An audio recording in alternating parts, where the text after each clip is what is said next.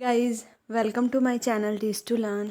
जैसा कि आपको पता है, हमने चैप्टर नंबर 13 क्लास 7th की एनसीईआरटी साइंस का शुरू किया हुआ है और इसकी 2 वीडियोस ऑलरेडी इस चैनल पे अपलोड हो चुकी हैं, जिसमें फर्स्ट वीडियो में हमने water our life topic cover किया था और जो सेकंड वीडियो है उसमें हमने व्हाट इज़ सीवेज इसको कवर किया है। अगर आपने अभी ये वीडियोस नहीं देखी हैं तो आप डिस्क्रिप्शन में दिए गए लिंक से इन वीडियोस को देख सकते हैं। जो आज का हमारा टॉपिक रहने वाला है वो है 13.3 water freshen up and eventful journey, जिसमें हम देखेंगे कि हम वाटर को कैसे क्लीन करेंगे इन एन होम और अ पब्लिक बिल्डिंग। जो हमारे घर हैं या फिर जो पब्लिक बिल्डिंग्स हैं, आपने उनमें देखा होगा कि एक सेट ऑफ पाइप्स क्या करती है, क्लीन वाटर हमारे घरों में लेके आती हैं और दूसरी सेट ऑफ पाइप्स जो हमारे घरों से वेस्ट वाटर है उसे हमारे घर से बाहर लेके जाते हैं। इमेजिन करिए, अगर आप ग्राउंड के नीचे देख पाते तो हमें क्या दिखता, network of big and small pipes. हमें बड़ी पाइप्स और छोटी पाइप्स का नेटवर्क दिखता ज़मीन के नीचे अगर हम देख पाते। और ये जो नेटवर्क हैं बिग और स्मॉल पाइप्स के, इन्हें ही क्या कहा जाता है, सीवर्स कहा जाता है। मतलब कि सीवर्स क्या हैं, पाइप्स हैं, छोटी या फिर बड़ी, इन्हीं पाइप्स को क्या कहा गया है, सीवर्स कहा गया है। और अगर हम इन्हीं सारी पाइप्स को इकट्ठा देखें तो ये सब मिल के क्या बना देंगे, सीवरेज बना देंगे, जिसके बारे में इन्होंने आगे लिखा है, फॉर्मिंग द सीवरेज। सीवर्स मिल के क्या बना देंगे, सीवरेज। तो जो सीवर्स है ये किसकी तरह एक्ट करती है, एक ट्रांसपोर्ट सिस्टम की तरह एक्ट करती है, जो क्या कर रही है, सीवेज मतलब कि गंदगी को एक जगह से मतलब गंदगी को जहाँ से वो गंदगी प्रोड्यूस हो रही है उसको कहाँ तक ले जा रही है, उसके डिस्पोजल तक, जहाँ पर वो ख़त्म होगी, मतलब कि ट्रीटमेंट प्लांट तक। अगर हम मान लें ट्रांसपोर्ट सिस्टम, अगर हम मान लें कि हमें हमारे घर से कहीं शॉपिंग के लिए जाना है तो हम क्या करते हैं, कोई ऑटो रिक्शा या फिर अपने किसी व्हीकल से ही जाते हैं। वैसे ही यहाँ पे है कि वो जो सीवेज है, मतलब जो गंदगी है, अपने पॉइंट ऑफ ओरिजिन जहाँ से वो प्रोड्यूस हो रही है, जैसे हमारा घर हमारे लिए, वैसे ही जहाँ से वो प्रोड्यूस हो रहे हैं, जैसे हम सिंक मान सकते हैं, क्योंकि सिंक से जो कचरा है हमारे घर से निकल के कहाँ जा रहा है, जहाँ से वो डिस्पोजल हो रहा है, जहाँ पे वो पानी जाके साफ़ होगा। मतलब घर से हम निकले, किसी ट्रांसपोर्ट सिस्टम से निकले, तो उसी ट्रांसपोर्ट सिस्टम की तरह कौन एक्ट करता है, पाइप एक्ट करती है। क्योंकि हमारे घरों में क्या होती हैं, पाइप लगी है, जिसके बारे में हमने पहले देखा, और उन्हीं पाइप से जो गंदा कचरा है इसी पाइप के थ्रू होता हुआ वहाँ तक जाएगा जहाँ पर ये डिस्पोज होगा। तो यहाँ पे हमने 3 वर्ड्स देखे, सीवर्ड्स, सीवरेज और सीवेज, कि इन तीनों में आपको फ़र्क अच्छे से पता होना चाहिए। सीवेज का मतलब तो जो गंदा पानी है उसे कहते हैं, सीवरेज सेट ऑफ पाइप्स जिनमें से गंदा पानी और साफ़ पानी हमारे घरों से आता जाता है वो, और सीवरेज जो सीवर्स का कलेक्शन है, मतलब पाइप्स को अगर हम इकट्ठा देखें तो वो क्या बना देंगे, सीवरेज बना देंगे। Manhole are located at every 50 metre to 60 metre in the sewerage. अब जो मैन होल है, आपने देखा होगा कि सड़कों के किनारे ऐसे ढक्कन सा बना रहता है और वो कभी कभी खुला रहता है, और उसके अंदर जो सफाई कर्मचारी होते हैं वो उसके अंदर जाके क्या करते हैं, सफाई करते हैं। तो वही क्या है, वही है मैन होल, जिसमें एक आदमी के जाने की जगह हो, उसे ही क्या कहा गया है, मैन होल कहा गया है। और ये मैन होल कहाँ लोकेट होता है, 50 से 60 सेंटीमीटर सीवरेज के अंदर ये मैन होल क्या बनाया जाता है, ताकि उस सीवरेज के अंदर, उसके अंदर, क्योंकि हमने देखा है सीवरेज के अंदर क्या है, पाइप्स हैं, तो उन पाइप्स से क्योंकि कचरा आ रहा है जा रहा है, तो उस कचरा, अगर वो कचरा कभी इन पाइप्स में फंस जाता है तो इसी मैन होल से सीवरेज के अंदर जाके उन सीवर्स को क्या किया जाता है, साफ़ किया जाता है। तो बेसिकली ये मैन होल बनाए कहाँ जाते हैं, एट द जंक्शन ऑफ 2 और मोर सीवर्स, जहाँ पे 2 या 2 से ज़्यादा पाइप्स आपस में कंबाइन कर रही होती हैं, इस जगह पे जो मैन होल है बनाया जाएगा।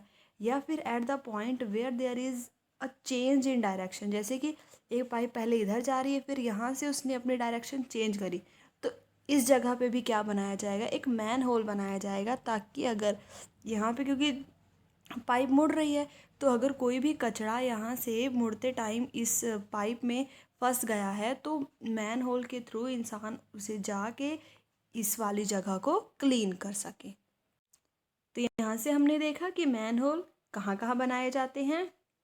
50 से 60 सेंटीमीटर की दूरी में, जहाँ पे 2 या 2 से ज़्यादा सीवर्स मतलब कि पाइप्स मिल रही हों, या फिर जहाँ पे पाइप्स अपनी डायरेक्शन चेंज कर रही हों। अब यहाँ पे एक एक्टिविटी दी गई है, तो उसे देखते हैं।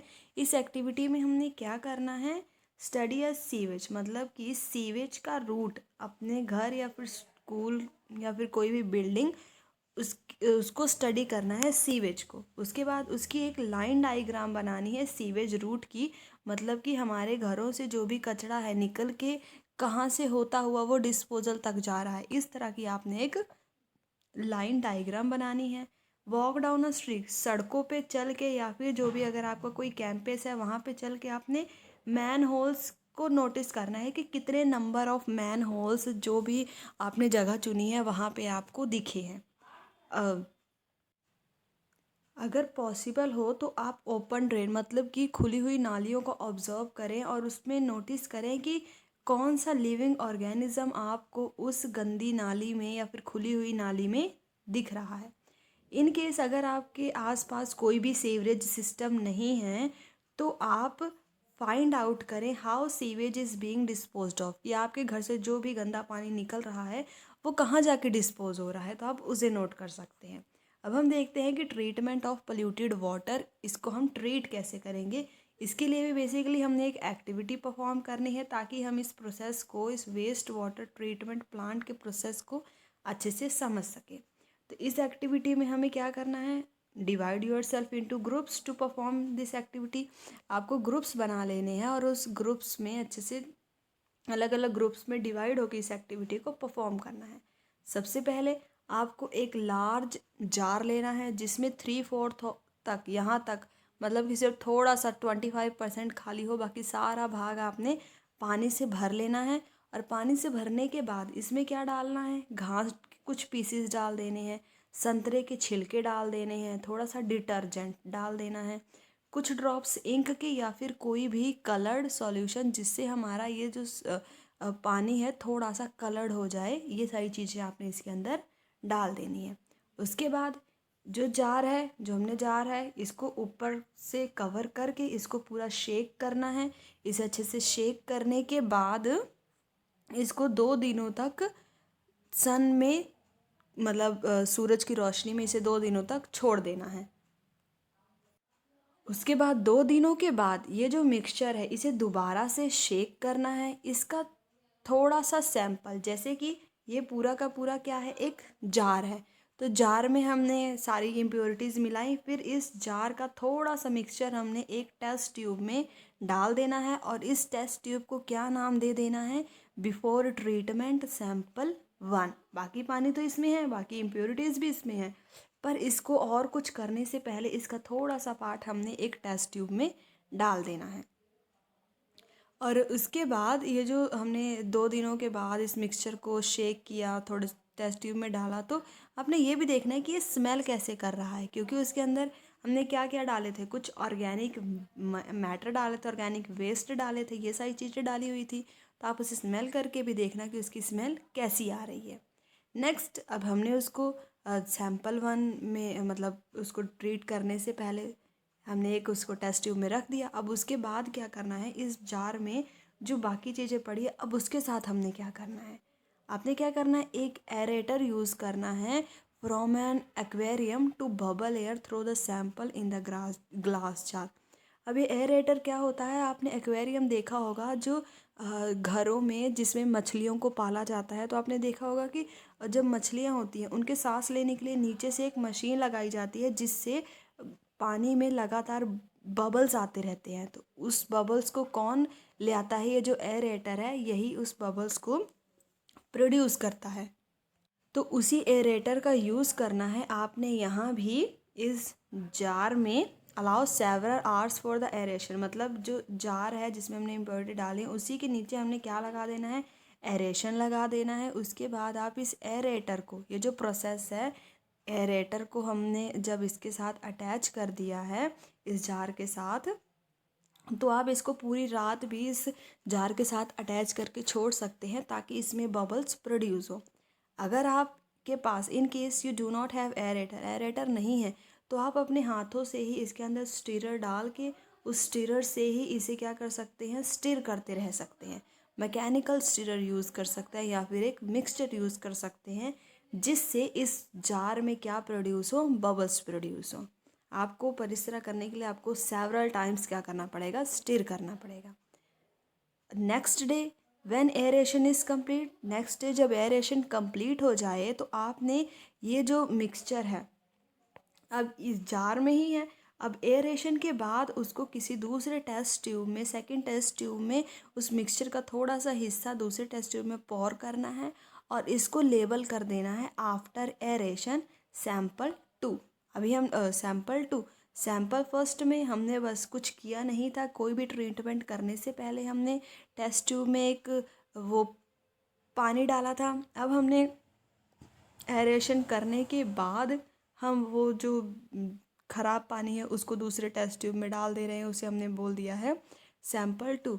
अब हमने क्या करना है, फ़िल्टर पेपर को फोल्ड करना है और उसे कोन की तरह शेप दे देना है। इस फ़िल्टर पेपर को वेट करना है वाटर से और इसको इंसर्ट कर देना है, insert the cone in a funnel, जैसे कि यहाँ इस फिगर में दिखाया हुआ है। ये क्या है, एक फ़नल है और इसी फ़नल के ऊपर जो हमने कोन शेप में फ़िल्टर पेपर बनाया है उसे इसी के ऊपर क्या कर देना है, इंसर्ट कर देना है। Next mount the funnel on the support, अब वो उस जो फनल है उसको अच्छे से सपोर्ट करके रखना है। Place layers of sand, fine gravels and finally medium gravels in the funnel. अब ये जो फनल है, सपोर्ट तो दिख ही रहा है, हमने यहाँ से क्या है उसको सपोर्ट मिल रहा है। अब ये जो फनल है जिसके अंदर हमने फ़िल्टर पेपर डाला है, सबसे पहले हमने क्या डालना है, सैंड डालना है, फिर थोड़े से छोटे कंकड़, उसके बाद उस छोटे कंकड़ से थोड़ा मीडियम कंकड़ इसके अंदर डाल देना है। वही उन्होंने बोला है 3 लेयर्स हमने बना लेनी है। सबसे पहले लेयर सैंड की, फिर फाइन ग्रेवल्स छोटे पत्थरों की और फिर मीडियम ग्रेवल्स की। पर जो एक्चुअल फ़िल्ट्रेशन है, जो एक्चुअल फ़िल्ट्रेशन प्लांट है वो फ़िल्टर पेपर यूज़ नहीं करता, पर सैंड फिल्टर को तो वो बहुत ही ज़्यादा यूज़ करता है। मतलब अभी ये तो हम थोड़े से लेवल पे फ़िल्टर कर रहे हैं वाटर का, इसीलिए हमने यहाँ पे इस बीच में फ़िल्टर पेपर के ऊपर ये सारी चीज़ें रखी हैं। पर असल में जब बड़े लेवल पे गंदे पानी को साफ़ किया जाता है तब वहाँ पे फ़िल्ट्रेशन प्लांट में, उस फ़िल्ट्रेशन प्लांट में जहाँ पे वाटर क्लीन हो रहा है उसमें फ़िल्टर पेपर का यूज़ नहीं किया जाता है। अब हमने देखा था उस जार में बाकी कुछ तो पानी बचा ही था, तो वो जो रिमेनिंग एयरेटेड लिक्विड है जिसको हमने एयरेटेड किया है वो वाले लिक्विड को थ्रू द फिल्टर, फिल्टर के थ्रू इस बीकर में हमने पास करना है। जैसे यहाँ पे दिखा रहा है एयरेटेड वाटर था, इसको इसके थ्रू हमने इस बीकर में क्या करना है, पास करना है। Next, do not allow the liquid to spill over the filters, मतलब कि हमने आराम से पानी डालना है, ऐसा नहीं करना है कि ये वो इधर से और इधर से गिर के इसके अंदर मिल जाए, नहीं तो फिर तो गंदा पानी और साफ़ पानी मिलके गंदा ही बन जाएगा। इसीलिए हमने लिक्विड को आराम से डालना है। ये द फिल्टर लिक्विड, अगर हमें क्लीन नहीं दिख रहा है तो आप इसे बार बार फिल्टर करें जब तक आपको क्लीन वाटर दिखाई ना देने लगे। pour the sample of filtered paper into the third test tube level. अब हमने क्या किया, अब जब हमने फ़िल्टर कर लिया तो इसको भी एक दूसरे टेस्ट ट्यूब में पॉर करना है और उसको नाम दे देना है सैम्पल 3 फिल्टर्ड का। अब पॉर अनदर सैम्पल, अब उसी फिल्टर्ड को 2 टेस्ट ट्यूब में डालना है। एक टेस्ट ट्यूब में तो बस सीधा फिल्टर्ड सैंपल लिख देना है और जो चौथा टेस्ट ट्यूब है उसमें हमने साथ में क्या ऐड कर देना है, क्लोरीन की टैबलेट्स ऐड कर देने हैं। Mix the well until the water is clear, उसको अच्छे से जो क्लोरीन की टैबलेट डालने के बाद फिल्टर्ड वाटर को अच्छे से मिक्स करना है जब तक हमें वो पानी अच्छे से क्लियर दिखाई ना देने लगे। और इस सैंपल को सैंपल 4 क्लोरीनेटेड हमने इस टेस्ट ट्यूब को लेबल कर देना है। अब जो हमने 4 सैंपल्स बनाए, इन सब को केयरफुली ऑब्जर्व करना है, इसे टेस्ट बिल्कुल भी नहीं करना है। इन सब को ऑब्जर्व करके जो फॉलोइंग से जो कुछ क्वेश्चंस दिए हैं इनका हमने क्या करना है, आंसर देना है। What change did you observe in the appearance of liquid after aeration? क्योंकि एयरेशन में क्या था, हमने बबल्स पास करे थे, जो ग्लास जार था, ये जो ग्लास था उसमें हमने बबल्स पास कर दिए, तो आपने क्या ऑब्जर्व किया, क्या एरेशन से ऑडोर मतलब कि उसकी स्मेल, जो पानी में स्मेल आ रही थी, पानी की स्मेल आ रही थी सड़ने के कारण, क्योंकि घास था और छिलके थे, तो वो क्या कर गए, 2-3 दिनों में अच्छे से सड़ गए थे। तो क्या जब हमने एरेशन किया तो उसकी स्मेल में कोई कमी आई? यस, स्मेल में तो कमी आई है। What was removed by the sand filter? क्या रिमूव हुआ है यहाँ इस सैंड फिल्टर से? तो इस सैंड फिल्टर से जो भी बड़े बड़े पार्टिकल्स थे, इम्प्योरिटीज़ के, वो रिमूव हुए हैं, जैसे कि घास के पीसेस हो गए या फिर ऑरेंज के छिलके हो गए। ये सारी चीज़ें जब हमने फ़िल्टर किया है तो इस सैंड फिल्टर से ये सारी चीज़ें तो रिमूव हो गई हैं। Did chlorine remove the colour? Yes, जो क्लोरीन की टेबलेट्स हमने सैंपल नंबर 4 में डाली, तो जिसको हमने क्लोरीनेटेड सैंपल 4 बोला था, तो हाँ, क्लोरीन की टैबलेट डालने से जो कलर था वो तो रिमूव हो गया है, क्योंकि हमने शुरू में डाले थे ना कलर्स भी, या तो हमने कुछ ड्रॉप्स इंक डाली थे या फिर कोई कलर डाला था, तो कलर तो उससे रिमूव हो गया है। नेक्स्ट क्या है, डिड क्लोरीन हैव एन ऑडोर? क्या क्लोरीन की भी कोई स्मेल थी? तो अगर थी तो क्या ये जो वेस्ट वाटर था उससे भी ज़्यादा इसकी बुरी स्मेल थी? तो नहीं, वेस्ट वाटर से तो ज़्यादा बुरी इसकी स्मेल नहीं थी। तो ये था हमारा पूरा टॉपिक, जिसमें हमने देखा, एक एक्टिविटी के थ्रू समझा कि कैसे हमने थोड़े से वाटर को क्या किया है, फिल्टर किया है। अब नेक्स्ट लेक्चर में हम देखेंगे कैसे बड़े लेवल पे वेस्ट वाटर ट्रीटमेंट प्लांट के थ्रू वाटर को क्लीन किया जाता है। वीडियो पसंद आई हो तो वीडियो को लाइक, शेयर और चैनल को सब्सक्राइब करें। कोई भी डाउट हो तो आप उसे कमेंट बॉक्स में कमेंट करें। Thanks for watching.